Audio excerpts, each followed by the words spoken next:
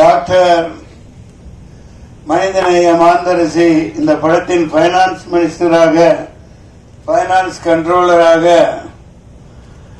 சிறந்த பட்ஜெட் போட்டு பல ஆயிரக்கணக்கான பேர்களுக்கு வேலை வாய்ப்புகளை கொடுத்து ஒரு இயக்குநரையும் உருவாக்கி உன்னதமாக அமர்ந்திருக்கக்கூடிய மாண்புமிக்க டாக்டர் தயாரிப்பாளர் மோகனா அவர்களே, மாண்புமிக்க இயக்குனர் மனிதவள மேம்பாடு சிறப்பாக ஆக வேண்டும் என்று இங்கே சிறப்பான புதியவர்களை எல்லாம் அறிமுகப்படுத்தி எனக்கு தெரிந்த 30 வருடங்களுக்கு மேல் இந்த துறையிலே போராடி இன்று வெற்றி பெற்று இயக்குநராக அறிமுகமாகி இருக்கின்ற மைதீன் அவர்களே, இசை புரட்சியாளன் சாதாரணமா சொல்லக்கூடாது, இது அவருக்கான விழா. இத இடையில அங்க போயிட்டு வந்துடலாம். மிகப்பெரிய ஒரு போராட்டம் நீட்டுக்கு எதிராக நடந்தது. அதுல இவர் சொல்லிய கருத்துக்கள் உலகம் முழுக்க ஏற்றுக்கொள்ளக்கூடியதாகவும், இந்தியா முழுக்க இந்த ஆளும் வர்க்கத்தினரால் இப்ப 20-30 லட்சம் கோடிகளுக்கு மேல கொள்ளையடிச்சு மோசடி பண்ணி பல ஆயிரக்கணக்கான மாணவ மாணவிகள் அனிதால இருந்து சாவுக்கு காரணமா இன்னமும் ஒரு ஆதிக்க சக்திகள் தவறா பயன்படுத்திட்டு இருக்கிறதுக்கு சம்மட்டியால் அடிச்ச மாதிரி ஒரு கருத்தை சொன்னார். நீங்க ஆட்டோ டப் பண்ணி இங்கிலீஷ்ல போடுங்க. அதாவது அவர் சொன்னது ரொம்ப ரொம்ப சிம்பிளான விஷயம். அவர் ஒரு உண்மையிலேயே நான் இசை புரட்சியாளர் சாதாரணமா சொல்லல. கண்கள் இரண்டால் பசங்க இப்படி பல வெற்றி பாடல்கள் கொடுத்திருக்கார். தைப்பொங்கல் அந்த பாடலை ஆடியோக்கவும் செஞ்சீங்க இல்லையா? அற்புதமான ஒரு உருவகம் வளர்ந்துட்டு வரையில 2 வரிதான் அவர் சொன்னது. ஏன்னா நீங்க இப்படி போட்டு கோச்சிங் அது இதுன்னு போட்டு சாவடிச்சு இப்படி புளியறீங்களே, 11ஆம் வகுப்பு 12ஆம் வகுப்புல அந்த சிலபஸை வச்சு தொலைங்கடா நாடாறீங்களா? அது நான் சொல்றேன், திட்டி சொல்றேன். எவ்வளவு எளிமையான கருத்து பாருங்க. எதுக்கு அந்த சிலபஸ அந்த கோச்சிங் போட்டு கோடிக்கணக்கா கொள்ளையடிக்கிறாங்களே, நீ என்ன வெங்காயம் என்னமோ ஏதோ வை, அந்த படிப்பை 11ஆவது 12ஆவது வச்சு தொலைங்க அப்படின்னு பயங்கரமான ஒரு உண்மையை சொல்லியிருக்கார். அவர் பல அரசியல்வாதிகளுக்கு முன்னோடியா நெட்டி போட்டுல அடிச்ச மாதிரி ஒரு இதை பண்ணி இருக்கார். அதற்காக ரெட் சால்யூட் மிஸ்டர் ஜேம்ஸ் வசந்தர். மேலும் ஒளி ஓவியர் இந்த படத்தின் ஒளிப்பதிவாளர் மாண்புமிக்க டாக்டர் தில்ராஜு அவர்களே. நான் என்னடா மாண்புமிக்க டாக்டர் டாக்டர் சொல்றான்னு சில பேர் யாராவது தப்பு கணக்கு போடுவாங்க. நீங்க அந்த மாதிரி உட்கார்ந்து இருக்கீங்க, டைரக்டர் தைரியமா இருங்க. 40-30 வருஷத்துக்கு முன்னாடியே 93 நினைக்கிறேன் என்னோட முதல் படம் வெளியிட்டப்ப டாக்டர்னு பட்டம் கொடுத்தாங்க அம்மாவுக்கு. நான் அப்ப சும்மா இருக்க மாட்டேன், ஏதாவது ஒண்ணு பண்ணிட்டு இருப்பேன். எனக்கு தெரியும்.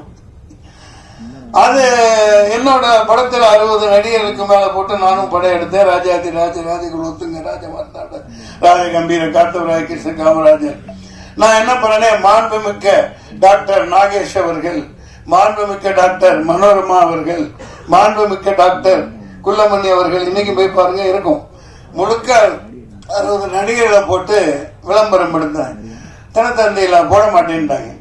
அப்ப சில்க் சுமிதா மேல் எனக்கு ஒரு பரிசா கொடுத்திருந்தாங்க. ஒரு கார் கான்ட்ரஸ்ட் எடுத்துட்டு கிளம்புடான்னு எல்லாத்தையும் கூட்டிட்டு போயிட்டேன்.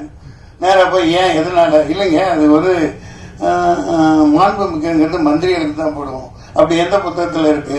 இல்ல நீங்க டாக்டர்னு போட்டிருக்கீங்க. நாங்க சினிமாவில் அவங்க 1000 படம் நடிச்சவங்க மனோரமா, அவங்க நாங்க நேசிக்கிறோம், நாங்க பட்டம் கொடுக்குறோம். உங்களுக்கு என்ன போட்டு ஆகணும் போடணும்னு சொல்லிட்டு வந்துட்டேன். அவங்க போட்டாங்க.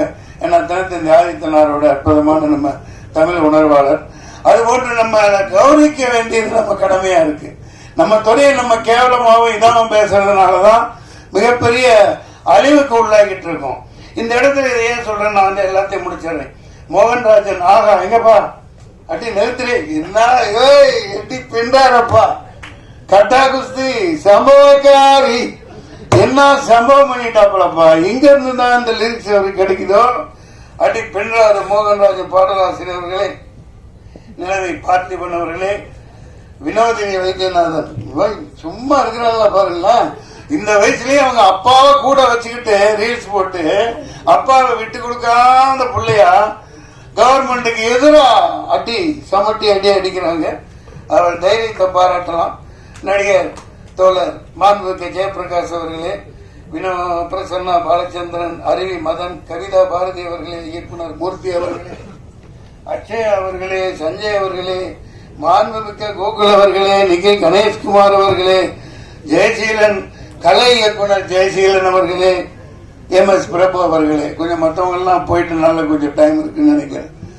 அனைவருக்கும் நெஞ்சார்ந்த வாழ்த்துக்கள். இப்போ கதாநாயகனுக்கு வருவோம். இவர் என்ன அநியாயம்பா, அதாவது நம்ம ரசம் குடிச்சிருக்கோம். எனக்கு எலுமிச்சை ரசம் பிடிக்கும், பூண்டு ரசம், அப்புறம் என்ன தக்காளி ரசம், புளி ரசம், படப்பிடிப்பில் ஆச்சரியமாலாம் பொள்ளாச்சி எங்க படப்பிடிப்புலாம் அந்த காலத்தில் எங்களுக்கு மல்லிகைப்பூ ரசம்லாம் செஞ்சு தந்திருக்காங்க. ரொம்ப அற்புதமாக இருக்கும். மல்லிகைப்பூ தேநீர் டீ தந்திருக்காங்க. அந்த மாதிரி பல ரசங்களை நம்ம குடிச்சிருக்கோம். ஆனால் இவங்க பாருங்க, இந்த நடிப்புல பயங்கரமான ஒரு பல ரசத்தை புழிஞ்சிட்டு இருக்காங்க பாருங்க. கதாநாயகன் கதாநாயகி அடேங்கப்பா, அண்ணலும் நோக்கினாள் அவளும் நோக்கினாள்னு ஈருடல் ஓர் வீரா அசத்தலான ஒரு காதல் ரசத்தை பிழிந்து கொண்டிருக்கிறார்கள். அந்த குழந்தைக்கு வாழ்த்துக்கள். நல்ல அற்புதமா இருக்கு. உஷாரா என்ன பண்ணிட்டாருன்னா, நம்ம துஷந்த் கதாநாயகன் இது கொரோனா வந்துடக்கூடாதுன்னு கண்ணாடி போட்டு அற்புதமா இருக்கு. பார்த்துக்கிட்டே இருக்கலாம் போல இருக்குப்பா. நல்ல பேர் கிடைச்சிருச்சு தமிழ்நாடு தமிழ் ரசிகர்களுக்கு. அப்படி ஒரு ஜனனி பெரிய அளவுக்கு வருவீங்க, அற்புதமா இருக்கு. இங்க நான் ஏன் இங்க பாருங்க, அதே நேரத்தில் இந்த பேப்பர்ல எல்லாம் ஒரு விஷயத்த நீங்க இன்னையிலிருந்து அது மாறணும். இந்த சின்ன சின்ன இடத்துல டெக்னீஷியன் பேரை போடுறாங்க, ஹீரோக்கள் பேரை பெருசா போடுறாங்க. போட்டுக்கீங்க, தப்பில்லை. ஆனா இந்த இரட்டடிப்பு பண்ணாதீங்க. இப்ப தொழில்நுட்ப கலைஞர்கள் கொஞ்சம் பேர் நடிகர்களை இங்க சொல்லிட்டோம். விளம்பரம் காப்பக்கம் வரும், பேர் பெருசா இருக்கும். ஆனா இந்த தொழில்நுட்ப கலைஞர்கள் கீழே கண்ணுக்கே தெரியாம இருக்கும். அது எவ்வளவு மனசு நோகும் பாருங்க. அது என்ன வீணா போகுது? விளம்பர காசு கொடுக்கத்தானே செய்றீங்க. கொஞ்சம் இனிமேலாவது டிசைனர் சார் இருக்கட்டும், பேப்பர்ல பப்ளிஷ் பண்றவங்களா இருக்கட்டும், அப்பா அவெல்லாம் நல்லா பளிச்சுன்னு போட்டு வைப்பான்னு சொல்லுங்க. ஏன்னா ஹீரோவே எல்லாம் பிரதானம் அல்ல, எல்லாமே அவங்களே அல்ல. இப்ப பாருங்க, இதுல எத்தனை பேர் சின்ன எழுத்து, நான் எப்படியோ படிக்கிறேன் இந்த வெளிச்சத்துல. Director of photography Thilli Rajan, okay. Editing S Bhaskar, art Jayaseelan, Mohanrajan இங்க வருது, அண்ணாதுரை, புவன், RS புவன் தான் PRO. இது பேப்பர்கள்ல இனிமேலாவது இந்த திரைப்படத்தை விளம்பரம் எது கொடுத்தாலும் அந்த தொழில்நுட்ப கலைஞர்களை பெரிய அளவுக்கு போடாட்டியும் படிக்கிற அளவுக்கு போடுங்க. பல பேர் கிளம்பி வருவான், அதுல ப்ரொடியூசர் வருவான். தொழில்நுட்ப கலைஞர்களை இருட்டடிப்பு செய்யாதீங்க. ஆல் பாஸ் அற்புதமான ஒரு டைட்டில். அதாவது எல்லாரும் ஜெயிச்சாச்சு. ஆமா, ஒன் ஸ்டெப் என்டர்டைன்மெண்ட், ஒரு அடி வெற்றி நோக்கி இன்னைக்கு அதிக அடி வச்சு வந்துட்டீங்க. அதை மனதார பாராட்டுறேன். All pass. நான் அதே பிளாஷ்பேக் போனா எல்லாம் ஆங்கிலத்திலேயே பேர் இருக்கு. இப்ப TC இருக்கு, இது இருக்கு. அப்ப அந்த காலத்துல அதிகமா இருந்தனால 93லயே தான் நான் போய் தூய தமிழ்ல தமிழ் படங்களுக்கு பேர் வைக்கணும் அப்படின்னு பெருஞ்சித்தனார் வந்தாங்க. ஊமை கவிஞர் சுரதா வந்திருந்தாரு, என்ன வாழ்த்தினாரு. அவங்க அந்த வள்ளுவர் கோட்டத்தில் அப்போல்லாம் ஆகுனா போராட்டத்தில் உட்காருங்க. அந்த வாரத்திலேயே டாக்டர் கலைஞர் அவர்கள் தூய தமிழில் வைக்கப்படுகிற பெயர்களுக்கு படங்களுக்கு இவ்வளவு மானியம் அப்படின்னு 5 லட்சம் 7 லட்சம் அனௌன்ஸ் பண்ணாங்க. அது எந்த அளவுக்கு மறுபடியும் அதை நம்ம இப்ப கொண்டு போக முடியும்னு தெரியாது. அந்த விட்டுட்டு நான் ஏன் இந்த அளவுக்கு நான் இப்ப சமீபமா ஒண்ணு பாதிக்கப்பட்டேன். எனக்கு மனசு வேதனையா இருக்கு. அதை இங்க ஆல் பாஸ்ல ஏன் சொல்லணும்னா, இது கலைத்துறை சம்பந்தமானது, நடிகர் சம்பந்தமானது. கருப்புன்னு ஒரு படத்துல நான் நடிச்சேன். 4 பேர் நல்லவுக்கு 4 பேர் எங்களுக்கு பயம் கிடையாதுன்னு பாடல். நான் வில்லனு ஆடுறது. பாலாஜி என்ன சொல்லி புக் பண்ணலையே சார், நாங்க கடைசியில தான் வாரோம், நீங்க ஆடுறீங்கன்னு சொல்லி இதே பிரசாத் இதுல பயங்கரமா ஆட வச்சாங்க. நான் ரிங்கில நின்று என் பசங்களை கூட்டு வந்திருந்தேன். அவன் பார்த்து ஏப்பா அந்த பாட்டை எடுத்துட்டாங்க, அது நம்ம என்னப்பா பண்ண முடியும், அதை தூக்கிட்டாங்க, சரி பரவாயில்ல யூடியூப்லயாவது வரும், யூடியூப்ல வரும்னாங்க. அந்த நான் சிறப்பா ஆடி இருந்தேன், கஷ்டப்பட்டு ஆடி இருந்த அந்த சாட்டெல்லாம் காணும். இது ஏன் இப்படி இருட்டடிப்பு பண்றீங்கன்னு தெரியல. நீங்க இங்கேயோ டாப்ல இருக்கீங்க, மார்க்கண்டேயன் குமாரர்கள் ஒண்ணு கைதி போச்சு, ஓகே சரி, நீங்க சம்பாதிங்க, கோடிக்கணக்கா சொத்து வாங்கி போடுங்க, அகரம் நல்ல பேர் எடுங்க.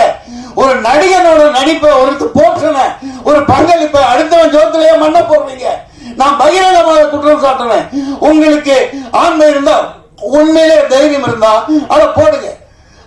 சார் பிரபு அவரு கேட்கிறேன், நான் என்ன ப்ரொடியூசர் ப்ரொடக்ஷன் நம்பர் 73 குரூப் டான்ஸரா இருக்கலையே, 86லயே நான் கவுன்சிலையும் தனஞ்சயன் இவங்க எல்லாம் அரக்காடாவை போட்டுட்டு இருக்கலையே நான் ப்ரொடியூசர் ஆனவன். 86லயே நான் ராஜ்கரடி பிலிம் 73 நம்பர். இப்ப எனக்கு வயசா இருக்கலாம், நான் நாளைக்கு நிச்சயமா உத்வேகமா இருக்கேன். நான் படம் எடுத்து படத்துல தான் போட்டுட்டு இருக்கேன். நான் 100 படம் எடுப்பேன், வருஷத்துக்கு 4 படம் எடுக்கத்தான் போறேன். நீங்க நல்ல கதைகளோட வாங்க, ஒரு கட்டா குஸ்தி மாதிரி, ஒரு பரிமளா இந்த மாதிரி ஏகப்பட்ட கதைகளோட வாங்க, நான் ஆயத்தமா இருக்கேன். ஆனா எஸ்ஆர் குருபானிக்கு சொன்னது நாங்க அப்படியே வித்துட்டோம், ஆடியோ கம்பெனிக்கு வித்துட்டோம். இனி நான் என்ன பண்ண முடியும்? இது என்ன ஒரு பொறுப்பு இல்லாத. 350 படங்கள் நடிச்சுட்டுங்க, எத்தனை நடிகர்கள் ஆரம்பத்தில் இருக்காங்க.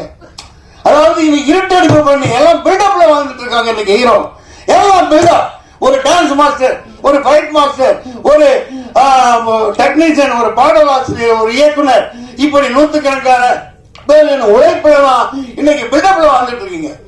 ஆர்ஜே பாலாஜி எனக்கு என்ன 1500 ஷாட் பில்டப் கொடுக்குறீங்க ஹீரோக்கு, என்ன கம்மியா நிக்க வச்சிருக்கான்.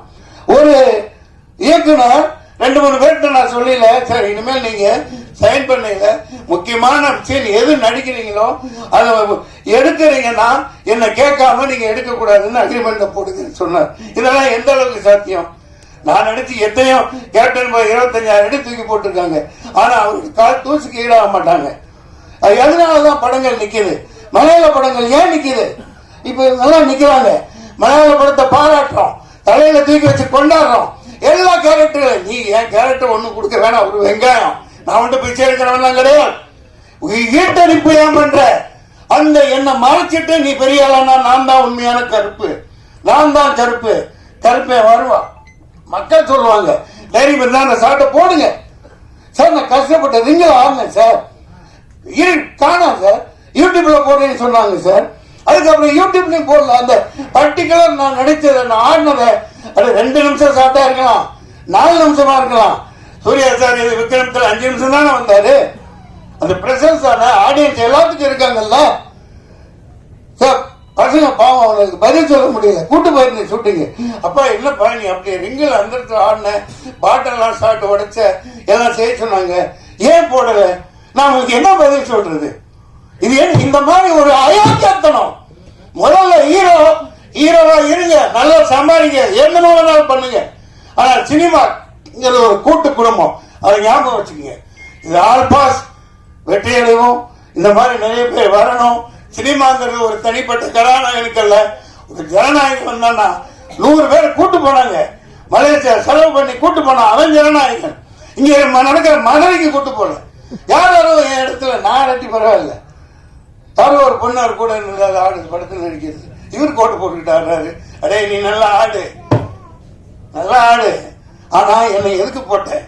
ஏன் இப்படி இருட்டடிப்பு பண்ண? ஏன் பயம்? 2 நிமிஷம் சாட்டா இருக்கட்டும், 4 நிமிஷமா இருக்கட்டும், நீ போடு, காட்டு, மக்கள் பார்த்துக்கோங்க. உனக்கு தானே பேர் வருது, உன் கம்பெனிக்கு தானே பேர் வரும். அந்த மாதிரி பகிர்ந்து கொடுக்க மாட்டேங்கிறாங்க. தெரிஞ்ச நீங்க என்ன என்சைக்ளோபீடியா? இதுதான் இத மாதிரி நோட் பண்ணுங்க. சும்மா கால்டா போட்டுட்டு போறதுக்கு நல்லா இருக்காரு, நல்லா ஓடும், நல்லா இருந்தா படத்தை பார்ப்பான். ஒவ்வொருத்த கண்ட்ரிபியூஷனை காட்டு. இந்த பெச்சாந்தோசன் எவ்வளவு கஷ்டப்பட்டு போட்டிருப்பாரு, எப்படி பேர் வாங்கியிருப்பாரு. அவர் உழைப்ப சுரண்ட நான் மறைச்சா சும்மா இருப்பாரா?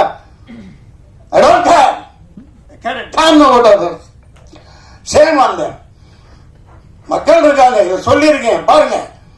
உடனே இது வச்சிருக்காங்க, அந்த ஐடி வச்சுக்கிறாங்க. எவங்களுக்கு வேலை கொடுக்குறானு இல்லையோ கீழே போய் எழுதுவானுங்க. நீ உன் பையன் பைத்தியக்கார நாளா இன்னமும் காலேஜ் பையன் கொடுத்துருக்கான் சாப்பிட்டுருக்கான் இன்னமும் சொல்லிட்டு இருக்காயா நான் என்ன நல்ல வேலை செஞ்சாலும் கீழே போய் உன் பையன் கஞ்சா அடிப்பான் தெரியாதா இப்படி ஒரு அறிப்படுத்த சனி நாட்டில் சுத்திட்டு இருக்கு அவனுக்கு அதேதான் வேலை பெட்டர்ஸ் கழுவ மாட்டானுங்க அதை சொல்லிக்கிட்டே இருப்பானுங்க குறைஞ்சுக்கு போடுற மாதிரி ஆல் பாஸ் அற்புதமான பெயர் இனிமேல் இங்கே விளம்பரம் என்று கொடுத்தார் ஒவ்வொரு தொழில்நுட்ப கலைஞனும் மரியாதை செய்யப்படணும் ஒவ்வொரு தொழில்நுட்ப கலைஞனும் திரட்டு தினகரன் ஒவ்வொரு விளம்பர மீடியா எல்லாத்துக்கும் நான் சொல்லிக்கிறேன் இது என்னுடைய உத்தரவு என்னுடைய கட்டளை என் சாசனம் ஒவ்வொரு தொழில்நுட்ப கலைஞரின் பேரை ஈட்டடிப்பு பண்ணாது அனைவருக்கும் பகிர்ந்து கொடுத்து ஈரவாவாடு நன்றி வணக்கம் வாழ்த்துக்கள்